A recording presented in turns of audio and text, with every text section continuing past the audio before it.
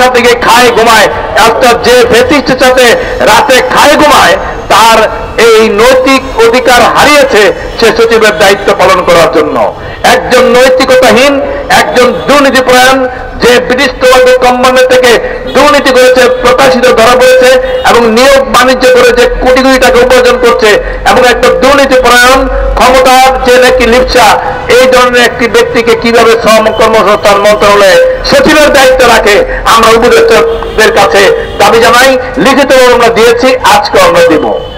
একই সঙ্গে আমরা বলবো যে বাংলাদেশে যে জাতীয় বাজেট হয়, গত বছর যখন ফ্যাসিস্ট সরকার ছিল, যার বাজেট হয়েছিল 7,96,000 কোটি টাকা, এবং 1972 সালে যখন বাজেট হয়েছিল তো সে বাজেট ছিল 786 কোটি টাকা, অর্থাৎ 53 বছরের বাজেটের আকার বেড়েছিল 1014 গুণ। আজকে 1014 গুণ